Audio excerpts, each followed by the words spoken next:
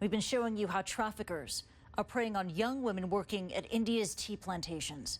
Our journalist Mohammed Leela took us deep into the mountains where criminals are luring poor, vulnerable girls from home with false promises of legitimate work. Now, joining me with a closer look at the problem is Kathryn Collar from the rights group Stop the Traffic. And Kathryn, thank you so much for joining us here in the program. And first, let's talk about the scale of the problem. How many girls working in the tea industry are being lured and exploited by human traffickers? I think one of the issues we have is it's really difficult to get that kind of statistic. You will hear that a lot of different reports will give you a different amount. And certainly Stop the Traffic is trying to look into how do we get a more reasonable estimation around what is actually going on. Understood. But we know that there are definitely... And it's your understanding it's happening not just in India, but other tea-producing countries as well, right? Oh, certainly. We know that it's happening all around the world in all sorts of different commodities. But in tea, we know it's happening in Sri Lanka, Kenya. In every place that there's a product being made, there will be people who are in what we call modern-day slavery and will be trafficked into those situations.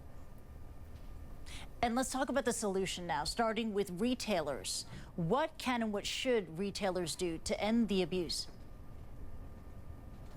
I think one of the important things is collaboration. So consumers want to be able to buy products that they know are going to be free from modern-day slavery and trafficking. So it's important to be working with lots of different organisations, NGOs, government enforcement to make sure that we are eradicating trafficking and slavery from supply chains. The biggest issue, as I said before, is that we do not know the extent of this global crime. So what Stop the Traffic is looking at doing is creating intelligence-led prevention, so gathering data from all around the world, overlaying it and then analysing it to find out what the specific global trends are in particular regions and countries. I think that's really, really key for retailers to be connecting in with people that are gathering that information. And also the consumer response, because our global viewers at the Freedom Project, they're asking, what can we do? What can we do as consumers to help stop the trafficking of girls in these tea-producing regions?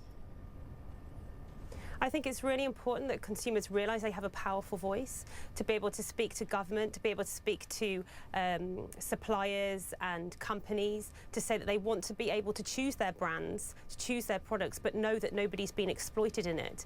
So talking to business is really key. We often run petitions, we often run conversations with businesses and governments around how together we can make a change. Consumers, everyday people, are incredibly powerful. So we want people to be able to take action really simply. All right, Kathryn Collar, Stop the Traffic. Thank you so much for joining us in the program, giving us some concrete steps, concrete action points that we should take. Thank you and take care.